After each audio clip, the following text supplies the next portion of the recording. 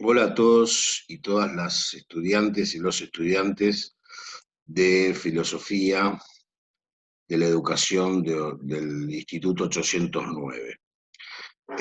Bueno, hoy les mando un video sobre la realización de los registros de lectura, algunas cuestiones a tener en cuenta en cuanto a las dificultades básicamente centradas en el registro 2 y en el registro 3. Vamos primero con la delimitación entre filosofía, ciencia e ideología y algunas de las respuestas, en principio, del registro de lectura 2. Aquí hubo varios errores y confusiones en relación a la delimitación, la diferencia entre filosofía e ideología. Fíjense la pregunta esa que está ahí ahora: ¿hay personas religiosas que estén a favor del aborto y de la educación sexual integral? Eh, el hecho de que diga religiosas, personas religiosas, no tiene que darnos la, la idea de que se trata de una afirmación ideológica. Lo que hay que ver, básicamente, es cómo se responde esa pregunta, a qué está apelando para responder esa pregunta. Y entonces podría preguntarme, ¿cómo hago yo para determinar si hay o no personas que sean religiosas y que estén a favor del aborto, o personas que sean religiosas y estén a favor de la educación sexual integral? Y evidentemente, ahí lo que tengo que hacer es recurrir a algún tipo de información empírica. O sea, me está preguntando, ¿hay personas que sean religiosas y que estén a favor del aborto? Y yo voy a decir sí o no, dependiendo de algún tipo de estudio empírico que haga en relación a ver si las personas religiosas están o no a favor del aborto, ¿sí? Entonces, no es filosófica, porque no hay ningún tipo de reflexión filosófica, racional en esto, sino que hay simplemente una constatación empírica para responder esa pregunta, y tampoco es ideológica, porque imagínense, primero porque refiere a una fuente empírica de datos, ¿no? Pero en segundo lugar, es poco probable que una persona que sea, digamos, religiosa, por ejemplo, y que esté eh, en contra del aborto, vaya a preguntarse si hay personas religiosas que estén a favor del aborto. Podría ser, pero en todo caso no lo hace desde una actitud ideológica, sino más que nada queriendo constatar si las hay o no esas personas, y en todo caso cuántas son, ¿no? Por eso es que la respuesta correcta sería que es más del orden de lo científico esa pregunta y no del orden de lo ideológico. Eh, Algo parecido pasa con esta otra, que es sobre si existe algún pasaje en la Biblia que condene la homosexualidad. Eh, para saber si existe o no un pasaje en la Biblia, hay que ir a la Biblia, y no se necesita, digamos, leerlo siendo religioso. Uno puede leer la Biblia en un sentido histórico, en un sentido filosófico, para hacer filosofía de la religión, pero el punto central acá es que si hay algún pasaje de la Biblia que condene la homosexualidad, o si no lo hay, lo que tengo que hacer es ir a la Biblia y verificar empíricamente de que hay o no hay un pasaje de la Biblia que se oponga a la homosexualidad, ¿no? Entonces, no es una actitud religiosa la que me va a llevar a la respuesta, sino más que nada una actitud de, como decíamos antes, contrastación empírica. O sea, me fijo, o alguien que ya se haya fijado me dice, mira, sí, en este pasaje de la Biblia dice que no se puede ser homosexual, o en este pasaje de la Biblia dice que se puede ser homosexual.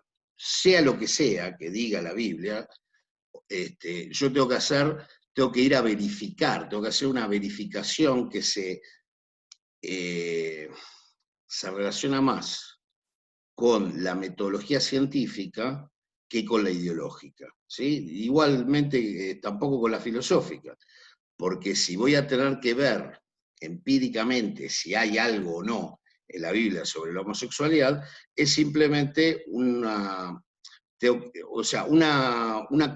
comprobación más del tipo del que hace la ciencia y del que hace la filosofía.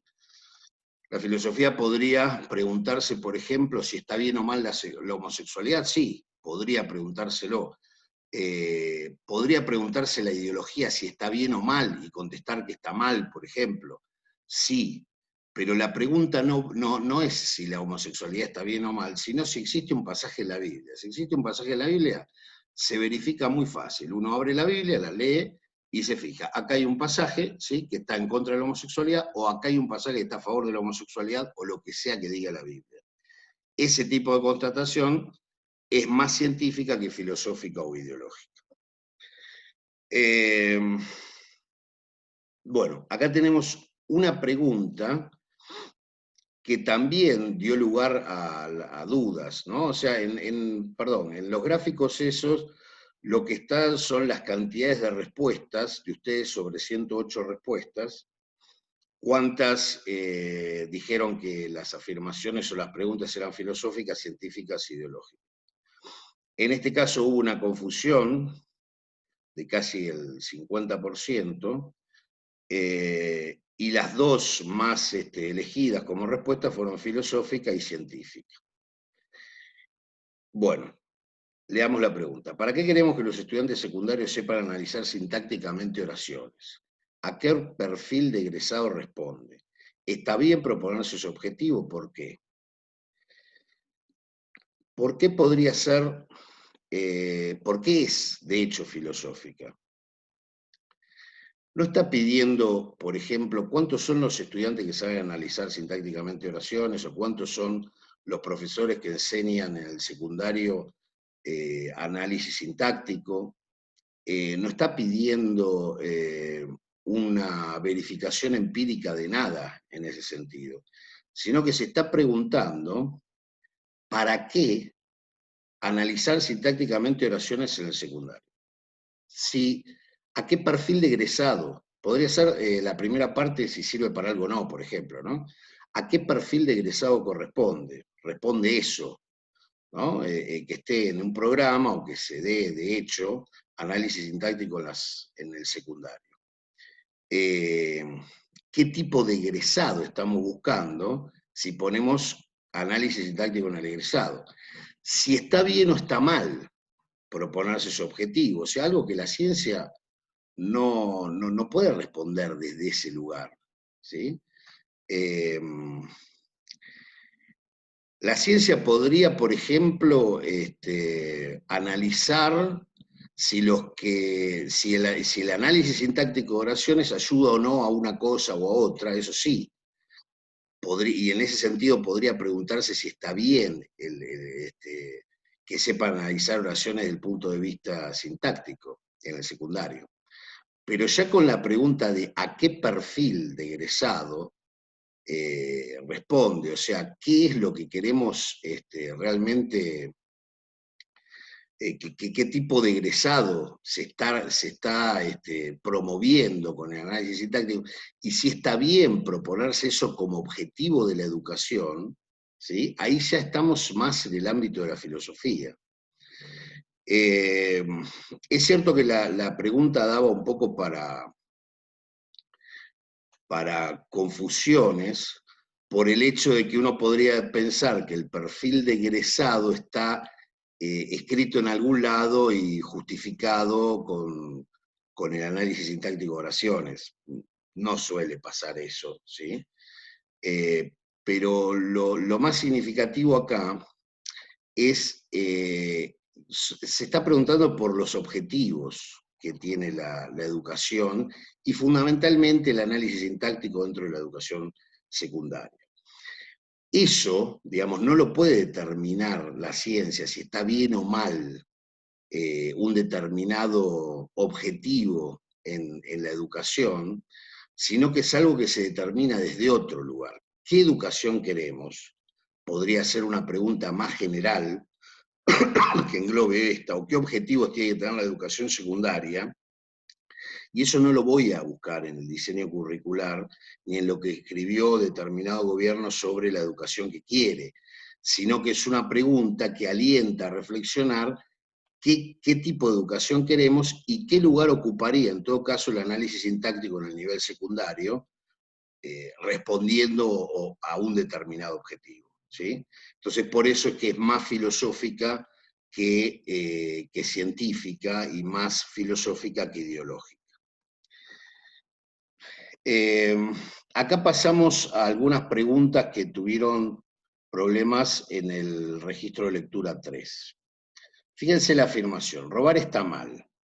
Así me lo enseñaron desde mi infancia, así se lo voy a transmitir a mis hijos y a mis alumnos.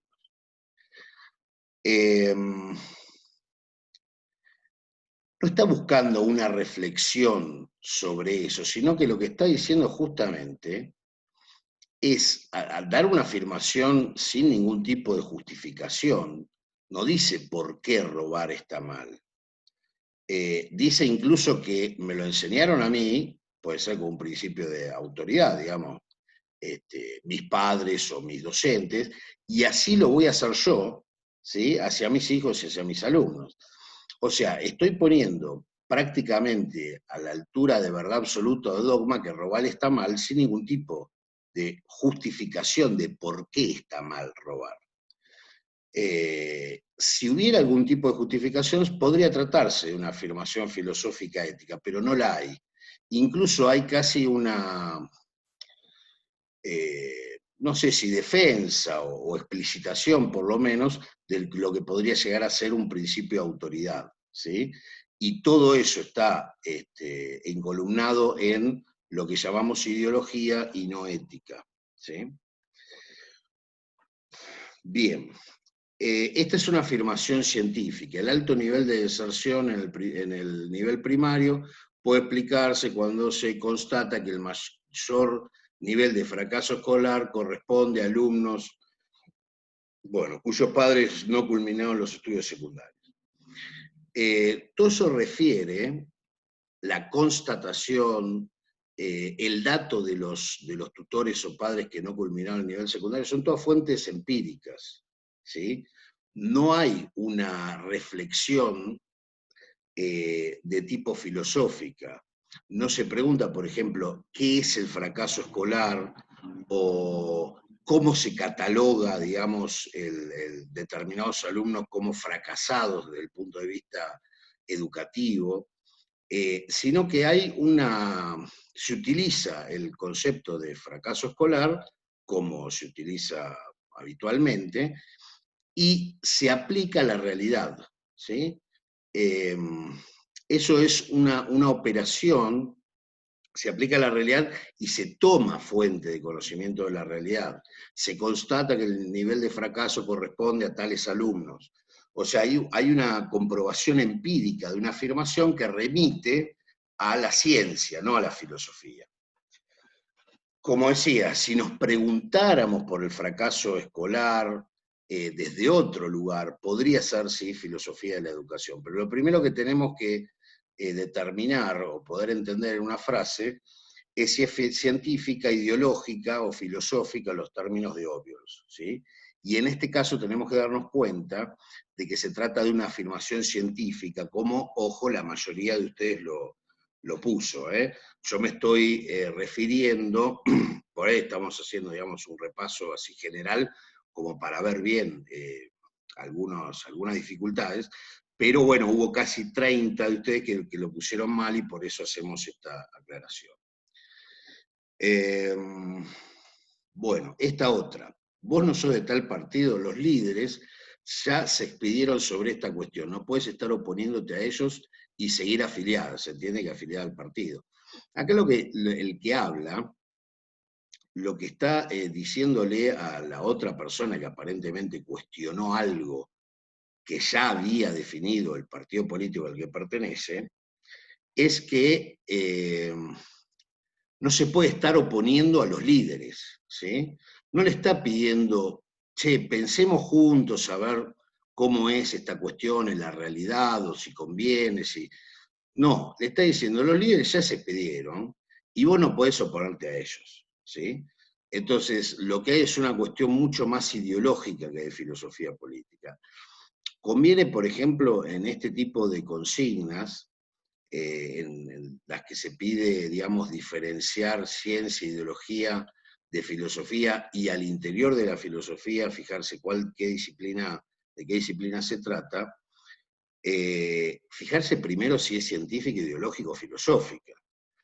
Y después, en el caso de que sea filosófica, tratar de ver en cuál de las 5, 6 o 7 disciplinas que vimos se puede catalogar. Pero lo fundamental es, en principio, si tiene una orientación filosófica o no. Eso tenganlo claro en general para todas las afirmaciones. Bien, acá había una especie como de demostración de la existencia de Dios. Esto lo vamos a ver un poco más adelante con la filosofía medieval, pero la idea es que esa frase no está diciendo Dios existe, ¿por qué? Porque sí, porque lo creo yo, porque me lo dijo el Papa, porque me lo dijo no sé quién o porque lo dice la Biblia, sino que está haciendo todo un razonamiento a partir del cual concluye que tiene que haber, es necesario que tenga que haber una inteligencia superior que ordene todo, un Dios. Pero no lo dice simplemente sin justificar absolutamente nada, sino que en la frase, que bueno, es corta, ¿no? Después lo vamos a ver en más detalle, ¿no? Pero habla del orden del universo, pone un ejemplo, los planetas no se chocan y siguen órbitas y regularidad de los movimientos, que el orden no se puede, no es al azar, o sea, que no se hace solo, y que entonces tiene que haber alguien que haya instaurado ese orden, una inteligencia superior, dice ahí, que ordene. Y entonces por eso dice, esa inteligencia superior es lo mismo que Dios. Eh, entonces no es una afirmación ideológica. Los que la identificaron como ideológica tuvieron ahí un error, porque no está simplemente afirmando la existencia de Dios en base a un principio, a un postulado no cuestionable o en base a un dogma, sino que se está tomando el trabajo de probar de alguna manera, racionalmente, no como la ciencia, porque nadie lo ve a Dios, por ejemplo, ¿no? Pero está tratando de probar de que es necesario que exista una inteligencia superior. Cuando uno se da todo ese trabajo para llegar, por ejemplo, a que por lo tanto Dios existe o algo por el estilo, no es una afirmación ideológica, sino que es filosófica y del orden de la metafísica, como respondió la mayoría de ustedes. Bueno, y aquí empieza algo así como el top 5 de algunas cosas que podrían catalogarse como eh, bastante erróneas, por no decir en algunos casos barbaridades. En este caso, a ver, la mayor parte de ustedes lo respondió bien, pero fíjense que se nombra la lógica, pero el hecho de que se nombre la lógica no quiere decir ya porque se nombre la lógica de que la afirmación es lógica, sino que uno puede nombrar, por ejemplo, a la ciencia desde la filosofía y estar haciendo filosofía. Puede nombrar a la ideología desde la filosofía, como vimos en el texto de Gramsci, y estar haciendo filosofía y no ciencia, y no ideología. En el texto de Ortega y Gasset, del registro 3 creo que era, también se nombraba de cierta manera la ideología, pero desde la filosofía. O sea que el hecho de que aparezca la palabra lógica no quiere decir que entonces es lógica, ¿sí? La enseñanza de la lógica, listo, lógica, ¿sí? O como dice la enseñanza, ¿sí? Entonces ya lo pongo en filosofía de la educación, ¿no? Como son la mayoría de las respuestas que son incorrectas. Acá lo que tenemos que ver otra vez es si la frase remite a una actitud dogmática, por ejemplo, para ver si es ideológica, si remite a una actitud científica de comprobación empírica, por ejemplo, o si hay algún tipo de cuestión filosófica, ¿no? Y en tal caso, a cuál de las ramas de la filosofía o las disciplinas filosóficas corresponde. Leamos la frase. La enseñanza de la lógica en el campo de la formación docente resulta de suma importancia, ya que se ha demostrado empíricamente que la aplicación logra una mejor comprensión de textos académicos, la aplicación de métodos lógicos o lo que fuera. Entonces, bueno, hay una demostración empírica en el medio. Demostración empírica me tiene que dar la pauta de que la afirmación es científica, ¿sí? Que no puede ser filosófica. Y está puesto ahí el énfasis, o sea, la justificación de por qué la enseñanza de la lógica resulta de suma importancia es porque se demostró empíricamente tal y tal cosa, ¿sí? Entonces, cuando hay una demostración empírica, necesariamente eso remite a la ciencia, no a la filosofía, no a la ideología. No a la filosofía, por ejemplo, de la educación. El hecho de que diga la enseñanza tampoco es sinónimo de que sea filosofía de la educación, porque la fundamentación de la frase, la fundamentación, lo que le da fundamento, lo que le da base para que proponerse como una afirmación verdadera, es la demostración empírica. Entonces esta afirmación es científica. Lo que sigue son algunos ejemplos en los cuales, digamos, no se siguió lo que tendría que ser una lectura atenta, ¿sí? Ahí tienen el texto de Cruz Vélez sobre los supuestos. Los invito a parar el video y leerlo, ¿sí?, más detenidamente, para que puedan ver algunas de las cosas que vamos a ver ahora, ¿sí? Pero bueno, vamos a leer una parte. Junto a la pretensión de la filosofía de ser un saber fundamental, corre pareja su aspiración a ser un saber sin supuestos, ¿sí? Ahí me está diciendo dos cosas: que hay una pretensión de la filosofía de ser un saber fundamental y que hay una aspiración a ser un saber sin supuestos, ¿sí? Si la filosofía pretende establecer el fundamento del resto del saber, que es lo que propone Cruz Vélez, tiene que aspirar a excluir de su propio seno los conceptos cuya validez se supone sin más y con los cuales se opera simplemente sin tematizarlos. La frase es un poco larga y yo en esto tengo varias opciones. O la leo así rápido y digo, ah, sí, la filosofía pretende desechar, o me tomo el trabajo de ver, por ejemplo, a qué apunta la frase, cuál es el significado. Si se me complica, puedo aplicar, por ejemplo, análisis sintáctico, lo que sé, cuál es el sujeto, qué es lo que se está diciendo de ese sujeto, cuál es el verbo, cuál es el predicado, si hay un solo verbo o si hay dos, ¿sí? ¿Qué es lo que está diciendo sobre lo que está tratando, ¿no? Acá dice que si la filosofía pretende establecer el fundamento del resto del saber, o sea, si pretende ser bueno, una especie de saber superior porque fundamenta todo el resto, tiene que aspirar a excluir de su propio seno, o sea, tiene que dejar de lado, conceptos cuya validez se supone sin más, conceptos que se suponen válidos, ¿sí? Y con los cuales se opera simplemente sin tematizarlos nunca. Eso es lo que no hay que hacer, o sea, lo que está proponiendo Cruz Vélez que no hay que hacer, o sea, hay que sacarse de encima, digamos, conceptos cuya validez se supone, o sea, los supuestos, ¿no? Y con los cuales se opera simplemente sin tematizarlos nunca. Eso sería lo que hace la ciencia desde el punto de vista de Obiols, ¿sí? Bueno, el texto sigue, los invito a leerlo más detenidamente. Vamos a pasar a los problemas que hubo con algunas de las respuestas. Primero la pregunta era, ¿qué es un supuesto? ¿Sí? Y bueno, ahí está marcada la afirmación correcta, que es una afirmación que no se tematiza, pero que se da por cierta. Eso es un supuesto, ¿sí? Ahora, lo que no se puede, no es una hipótesis. No es una hipótesis. Ahí la mayor parte puso hipótesis y no es así. Una hipótesis se utiliza más que nada en la ciencia para suponer por un tiempo breve, ¿sí?, hasta que llegue la demostración, para suponer algo y después ver si eso era verdadero o no.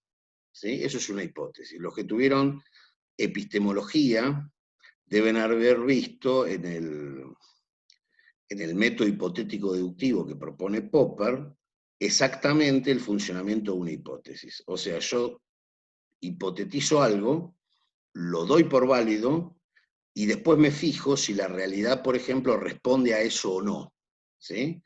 Si hay observaciones que me permitan, probar que esa suposición es verdadera o es falsa. Pero eso es una hipótesis, ¿sí? Una cosa es una hipótesis, otra cosa es un supuesto. Un supuesto es algo que no se tematiza, o sea, ni ahora, ni después de después, ni nunca, ¿sí? Por ejemplo, lo que poníamos en otra parte del registro, la ciencia supone que la observación me da datos verdaderos, ¿sí? Esto es todo un problema en la filosofía, que lo vamos a ver un poquito más adelante, pero ese sería un supuesto de la ciencia. Suponer que la observación me da datos válidos, ¿sí? Y esto podría no ser así. Podría depender de un montón de cosas de las que vamos a hablar más adelante. Pero tengamos por lo menos presente que un supuesto no es lo mismo que una hipótesis. En segundo lugar, a ver, una afirmación que no se tematiza, bueno, el resto de las opciones son menores, las vamos a dejar. Bien. Otra pregunta sobre el mismo texto. ¿Qué relación tiene la filosofía con los supuestos? Y varios se apuraron, la primera respuesta que está ahí, que está mal, dice según Cruz-Vélez, ¿sí? Si hubiera preguntado según Obiols, en el texto ese introductorio, podría estar bien la primera respuesta. La filosofía es un saber sin ningún tipo de supuesto. No es exactamente lo que dice Obiols tampoco, pero uno podría en un esquema rápido guiarse por ese tipo de afirmaciones y darlas por válidas, pero no es así, y el texto de Cruz-Vélez es muy claro a que dice que se aspira a no tener ningún tipo de supuesto, que se aspira a tematizar todo y no suponer nada, como puso la mayoría de ustedes, ¿sí? Entonces, guarda, hay que prestar más atención al texto y no guiarse simplemente por lo que uno sabe de otro texto, porque puede haber incluso diferencia entre un texto y otro, ¿sí? Si la pregunta es según Cruz-Vélez, tengo que ir al texto de Cruz-Vélez, son 3 oraciones, 4, leerlas con detenimiento y tratar de fijarme cuál de las 4 opciones sería la correcta. Lo que sí por ahí es inadmisible es la última, ¿sí? La última afirmación que, bueno, unos 13 más o menos de ustedes o 15 lo dio por válida. La filosofía supone el ideal de los conceptos operativos. Dice textualmente el texto, el saber sobre los fundamentos últimos no puede reposar en conceptos meramente operativos. Entonces, bueno, no sé por qué se eligió esa, ¿sí? Pero fíjense, digamos, los que eligieron esa, ¿por qué lo hicieron? Porque era más complicada que las demás y entonces debe ser esa, o no sé, todos los criterios que haya para ver cuál es la respuesta correcta, que no sean ir al texto y fijarse lo que dice el texto, son criterios que están mal establecidos, ¿sí? O sea, para tratar de fijar cuál de las 4 preguntas es la correcta, tengo que ir al texto y fijarme qué es lo que dice. No tratar de suponer que dice lo mismo que otro texto, o que por alguna razón de complicación o vaya a saber qué, puede llegar a ser correcta otra. Tengo que ir al texto y ver qué es lo que dice, ¿sí? Eso ténganlo en cuenta, porque bueno, es un principio general para poder hacer bien las cosas y poder entender lo que se dice, lo que se dice en los textos, ¿sí? Bueno, acá esto es, digamos, aclaro que la mayoría, 50, respondió bien, se preguntaba por el tema principal de un párrafo que tiene una sola oración, ¿sí? O sea, quiero decir, una sola oración no son 14 páginas que uno tiene que estar 2 días para entenderla. Es una oración de 4 renglones que es cierto que no es mi mamá me mima, una oración fácil muy, muy fácil, pero digamos, es una oración escrita en castellano, o sea, si uno se toma el trabajo, puede llegar a determinar exactamente qué es lo que dice, o bueno, por lo menos determinar cuál de 4 o 5 opciones es la correcta. Voy a la primera opción, que la respondieron más de 10, no sé exactamente, 11 o 12. Fíjense que el tema principal ahí es el final del estado positivo, ¿sí? Entonces, yo me pregunto, pues la puse a propósito como diciendo, bueno, esta no la va a elegir nadie, o chequeando para ver, a ver si hay, qué tipo de lectura hay. Puse a propósito el final del estado positivo, sabiendo que no hay ninguna parte de la frase que diga algo parecido, como que se terminó el estado positivo, o tratando de tematizar el estado, el final del estado positivo. Lo único que hay es una afirmación al principio que es simplemente introductoria. En fin, como si fuera en consecuencia, o por lo tanto, en el estado positivo el espíritu humano, reconociendo la imposibilidad de obtener nociones absolutas, renuncia a buscar el origen y destino del universo y a conocer las causas íntimas de los fenómenos. Entonces el tema no puede ser el final del estado positivo porque al principio diga en fin, ¿sí? Ojo con esto, porque a uno le da la sensación de que simplemente como vieron fin y vieron final, entonces, debe ser esta, ¿sí?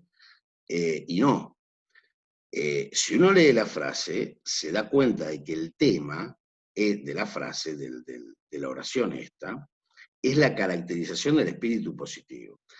Tenían un link en el registro como para ir a ver qué era el espíritu positivo de Comte, y yo se lo puse por si, digamos, para tenerla contextuada un poco más esa oración, pero sea como sea, no hay nada que me indique ahí que se termina el estado positivo o que se trata sobre el final del estado positivo, ¿sí? Sino que es una caracterización del espíritu positivo, el espíritu humano o el estado positivo. Como puso bien la mayoría, ¿sí? Fíjense que la segunda, que es, también tiene casi 20 respuestas, eh, tampoco trata sobre el conocimiento de las causas de los fenómenos. Pero bueno, vamos a verlo mejor. El botoncito ese de no es porque es como, digamos, exectarse, ¿sí? Hacia una recursada, ¿sí? O sea, si alguien pone el final del estado positivo porque leyó en fin y terminó de leer ahí, y entonces dice, dice el final en fin, listo, es esta, listo. O sea, así no se puede hacer absolutamente nada, ¿sí? Entonces eso es un botoncito hacia la recursada. Si esa actitud se llegara, digamos, a sostener en el tiempo, y bueno, y no se hace lo que se tiene que hacer, que es tratar de ver en una oración que tiene 4 renglones, qué es lo que dice, entonces, bueno, así no podemos progresar de ninguna manera, ¿sí? Bueno, acá sobre exactamente la misma frase, me llamó muchísimo la atención la primera respuesta, que tiene casi la mitad de las respuestas de ustedes. Valora positivamente el conocimiento de las causas íntimas de los fenómenos, y justamente la frase dice, renuncia a buscar el origen y el destino del universo y a conocer las causas íntimas de los fenómenos. El estado positivo, el espíritu humano, reconociendo la imposibilidad de tener nociones absolutas, renuncia a buscar el origen y el destino del universo y renuncia a conocer las causas íntimas de los fenómenos. No se puede de ahí, digamos, determinar que la idea principal es que valora positivamente el conocimiento de las causas íntimas de los fenómenos. ¿Sí? No. Esa es otra de las cosas que vamos a tener que rever. Por eso yo les digo, si probablemente por otras materias o por vaya a saber qué razón, muchos de ustedes estén acostumbrados a leer más o menos la frase, así rápido, minuto, listo, valora, sí, dice que dice las causas íntimas de los fenómenos, acá dice la causa, listo. No, ¿sí? O sea, en filosofía eso es absolutamente prohibitivo y bloquea cualquier tipo de aprendizaje filosófico. O sea, no me puedo manejar ni por el sentido común, ni por los criterios convencionales para analizar textos científicos, que son los que ustedes tienen, con los que ustedes tienen más experiencia, ni mucho menos manejarse con preconceptos o orientaciones de tipo ideológico, y menos todavía a manejarse con, no sé, la coincidencia de una palabra con otra o alguna cosa por el estilo, nada que ver, ¿sí? O sea, ese tipo de cuestiones las tenemos que dejar totalmente de lado, porque esto es un trabajo de filosofía y cada palabra en cada texto tiene una razón, y no le voy a pedir que analicen cada una de las 50 palabras o 60 que pueda haber en una oración, pero sí que analicemos bien, detenidamente, qué es lo que me está diciendo una oración. Y lo que no me está diciendo de ninguna manera esta oración es que se valora positivamente el conocimiento de las causas íntimas de los fenómenos. Justamente dice que hay que renunciar o que se renuncia a conocer las causas íntimas de los fenómenos. Bueno, otro llamado de atención para tener en cuenta, ¿sí? Otra cosa que realmente me llamó la atención, son pocos los que lo pusieron, pero bueno, había todo un texto bastante más largo que el que yo puse ahí, de Ortega y Gasset, ¿sí? Y habla, vamos a hablar simplemente la frase final, les pido que paren el video si pueden y que lo lean todo, son 6 renglones.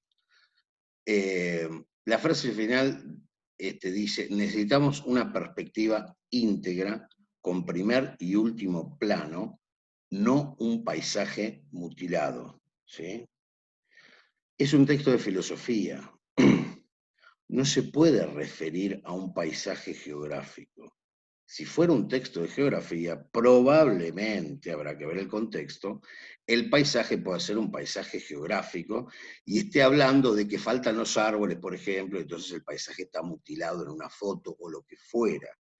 Pero esto es un texto de filosofía, y a lo que se refiere con paisaje mutilado, en principio paisaje mutilado tiene que ser una metáfora. O sea, la referencia a qué se refiere paisaje mutilado, que era la pregunta, no puede referirse a un paisaje geográfico. En todo caso, el paisaje geográfico tiene que referirse a otra cosa, ¿sí? O sea, vuelvo a decir, es un texto de filosofía. Por favor, prestemos un poco más de atención a los textos y a los significados generales, globales, porque si no, bueno, no vamos a entender nada. Si dice, necesitamos una perspectiva íntegra, no un paisaje mutilado, vuelvo a decir, obviamente que no se puede referir a un paisaje geográfico porque no está hablando de geografía, sino que sería la segunda pregunta, que es cierto que la puso la mayoría, ¿sí? Resultado de valorar las preguntas y procederes de la ciencia, ¿sí? O sea, de valorar solo las preguntas y procederes de la ciencia. O sea, la ciencia estaría bien en cierto sentido, pero no es una perspectiva íntegra, ¿no? Si uno lee todo el párrafo, se entiende mejor. Pero no es una perspectiva global íntegra, sino que es una parte, ¿sí? Lo que estaría haciendo, lo que estaría promoviendo las preguntas y proceder, reaccionar de la ciencia, sería una mutilación de la realidad, o sea, ver una parte de la realidad, ver una parte de la humanidad, ver solo una parte del todo, ¿sí? Y valorar eso solamente, ¿sí? Y entonces lo que está proponiendo Ortega y Gasset para la filosofía es algo diferente. Lo que sí, paisaje geográfico no puede ser nunca, ¿sí? Se interprete lo que se interprete. Entre otras cosas, porque es un texto de filosofía. Eh, bien. A ver, sigamos. Recomendaciones, en especial para quienes hayan tenido dificultades en los registros de lectura. A ver, lo ideal sería que para cada texto realizar el proceso de lectura completo, ¿sí? Lo describimos en el segundo video, creo. Hacer una prelectura, una lectura completa y atenta, una poslectura y organización textual de todo con parámetros propios. El que considere que no está necesitando hacer todo ese proceso porque, bueno, porque tiene una comprensión y un bagaje, etcétera, etcétera, bien. Tiene que hacer una lectura completa y atenta, por lo menos al principio para poder contestar las preguntas de los registros de lectura, ¿sí? Yo, o sea, vuelvo a decir que aconsejo que para cada texto hacer una lectura de todas las, o sea, hacer un proceso de todas las tres fases, ¿no? En segundo lugar, prestar mucha atención al material de cátedra, a las fichas de cátedra, a los videos, a los audios, a los ejemplos, ¿sí? Yo les decía en el audio de ayer que hubo muchísimos que no vieron los videos o que lo vieron de forma incompleta. Entonces, bueno, listo, yo, digamos, ahí no tengo mucho que hacer y menos en una situación de pandemia. Si el material que yo les tiro a ustedes no tiene una lectura, no tiene un trabajo, bueno, listo, yo ya ahí no tengo más nada que hacer. En tercer lugar, leer las correcciones. ¿Sí? Por ejemplo, comparar las preguntas correctas, identificar dificultades, ¿sí? En las correcciones de los registros de lectura. Realizar la actividad individualmente, ¿sí? Esto es importante. Si quieren compartir entre ustedes o en grupo algunas cuestiones de los textos, etcétera, incluso algunas dificultades, algunas preguntas, genial. Ahora, la actividad es individual, ¿sí? Pasó, sobre todo en el registro 2, en algunos casos recontra evidente, que ponían exactamente las mismas respuestas en la primera parte. En la segunda parte había cuestionarios que estaban absolutamente idénticos, ¿sí? Puede ser que alguno lo haga exactamente igual que el otro. Bueno, puede ser. Ahora, si eso se repite en el registro siguiente, que justo las mismas dos personas son las que presentan cuestionarios o idénticos o con una pregunta o dos de diferencia, bueno, ya las probabilidades de que sea casualidad son mínimas. Yo cuando las cosas son muy evidentes, se las voy a comunicar, voy a poner la nota, digamos, que corresponde, que es desaprobado.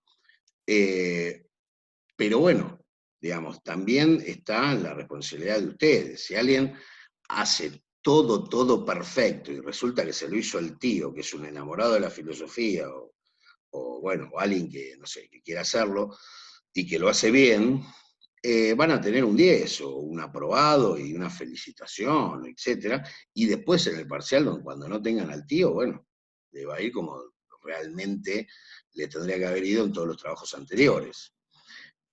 Digo esto porque, bueno, nada, me doy cuenta, o sea, no porque esté mirando cada registro y viendo a ver si está igual, sino que tengo un sistema que detecta, digamos, preguntas, respuestas iguales en grandes volúmenes de datos, o sea, datos idénticos en distintos registros, y bueno, nada, me doy cuenta, digamos, de algunas cosas, pero no tampoco se puede probar, así que bueno, fíjese cada uno qué es lo que quiere hacer.